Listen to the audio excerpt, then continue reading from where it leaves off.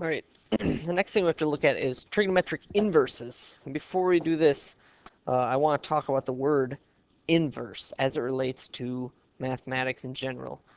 Inverses is a word that hopefully you're familiar with. It's really what algebra is all about. You know, the reason we're able to solve equations is because we know what function is an inverse of another one, which allows us to undo something that was previously done. So an inverse function is an opposite function. Okay?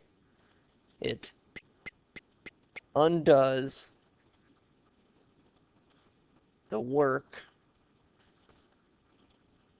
of its inverse. Okay? So any kind of function that we have has an inverse function also.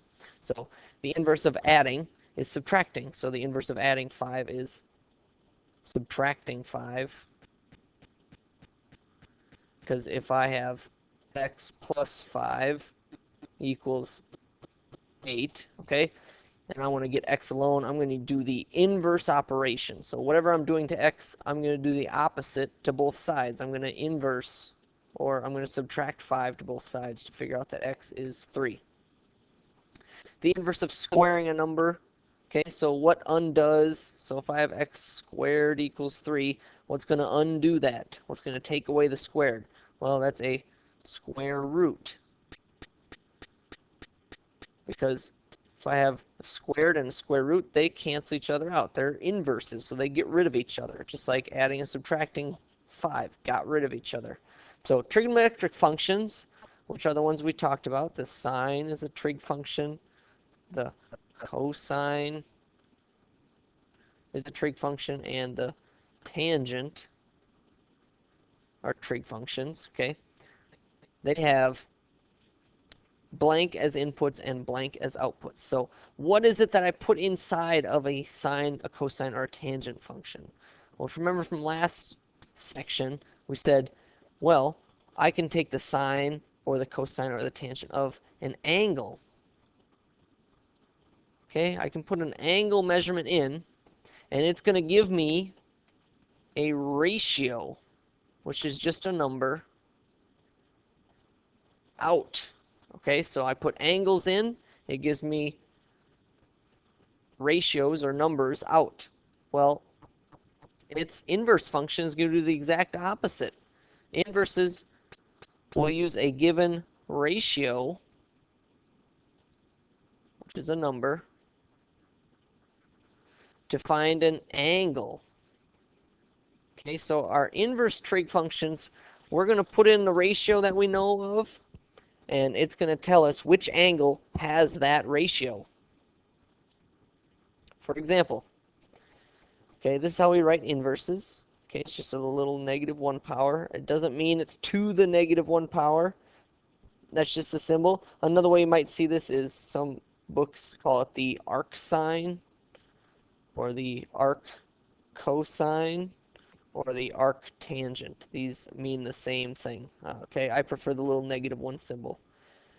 So this isn't to the power of -1. It's just inverse. It's the inverse function. So what this means is, what angle has a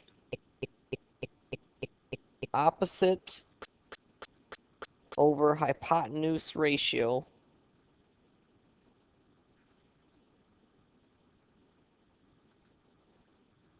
of 1/2.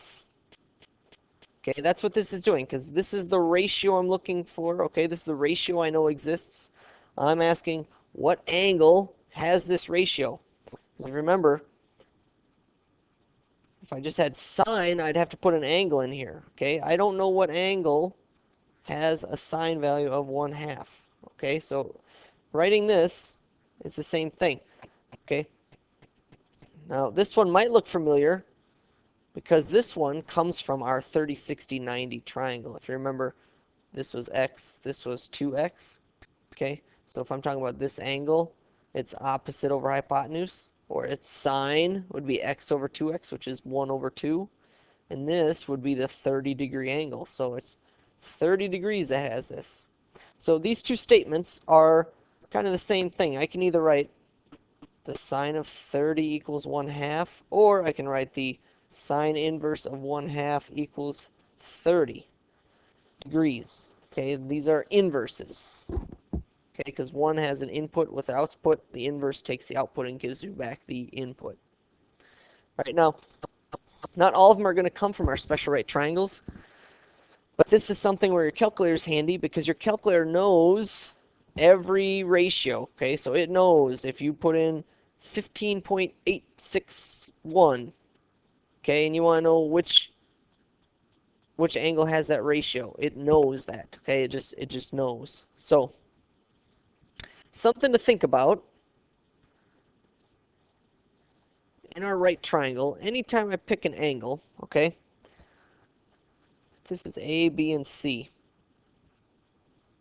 If I look at the sine inverse, okay, the sine inverse is asking which angle has a sine value of A over C. Well, if we stop and look here, A is smaller than C, okay, and A will always be smaller than C because C is the hypotenuse. So it's always going to be bigger. We're always going to be taking some number and dividing it by something larger than itself. Whenever you do that, okay, if I have a number and I divide it by something larger than what it is, I get a number that's less than 1. All right? Same with cosine, okay? This is the side, this is the hypotenuse, okay? I'm always going to get something bigger on the bottom. So that means sine and cosine values have to be less than 1. Okay? Well, less than or equal to 1. All right?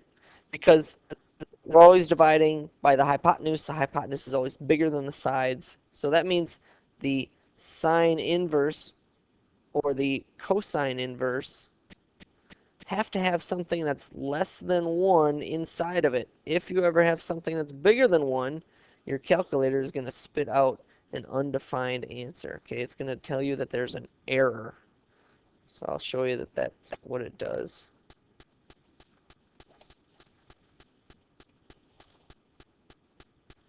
Okay, so we'll go over here. So if I try to type this one in, this is bigger than 1. If I try to have my calculator do it, okay, first I'll make sure I'm in degrees.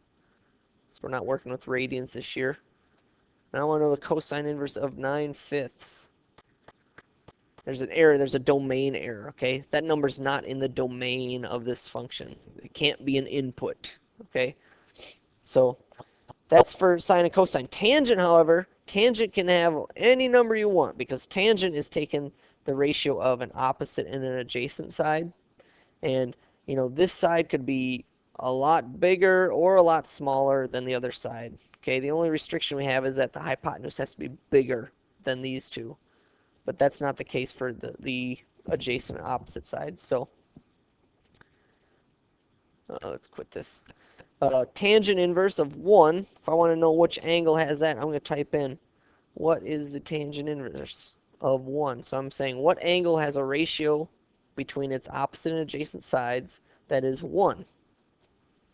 Well, they're going to be 1 if they're the same thing, right? So that means this has to be a 45-degree angle, and that's what I'm going to get when I type this in, 45 degrees. So this equals 45 degrees. Okay? So now let's look at some examples here.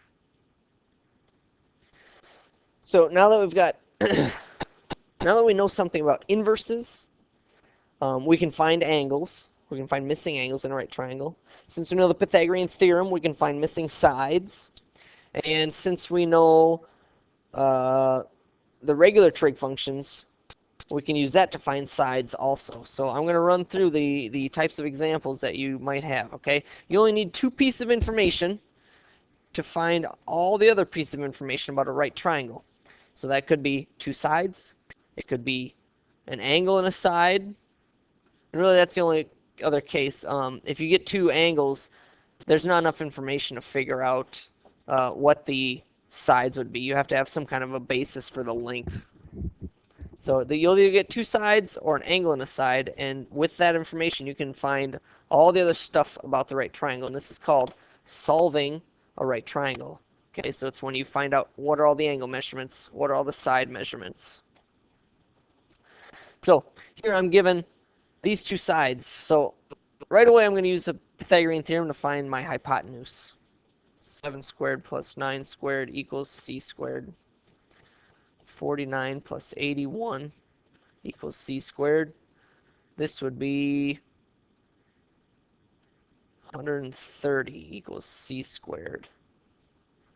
Square root of that is 13 times 10. 13 doesn't break down. 10 breaks down to 2 and 5.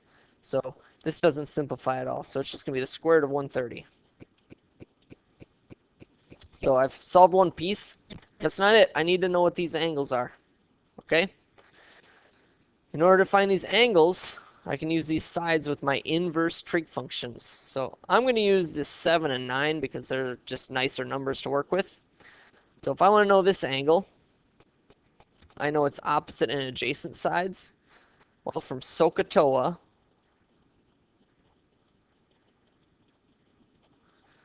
I have opposite and adjacent.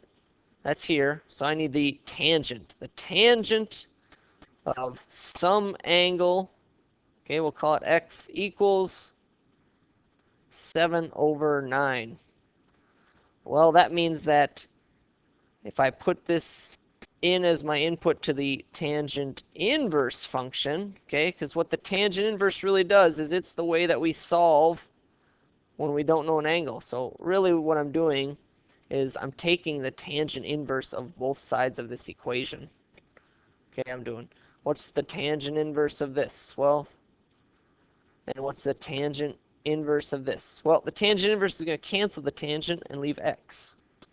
And I'll just have the tangent inverse of 7/9. My calculator will tell me what that is.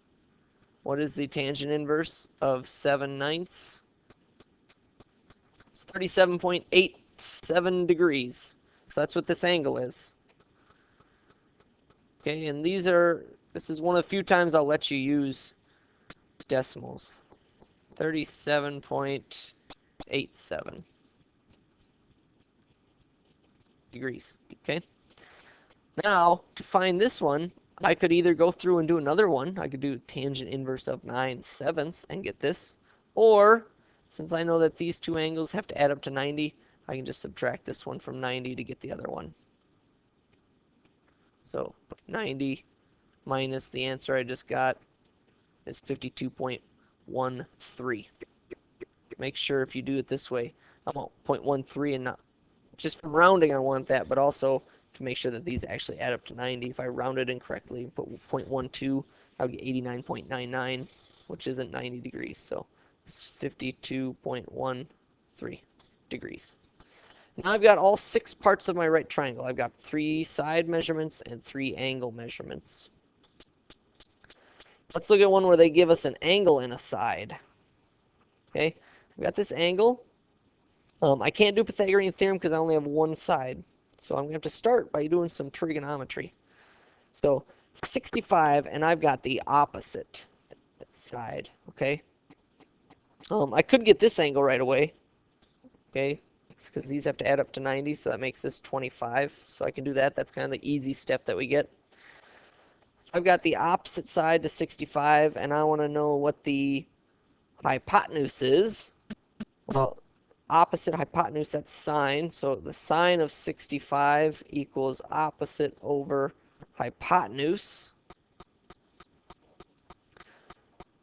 I'm just going to solve this. Well, the sine of 65 is that number.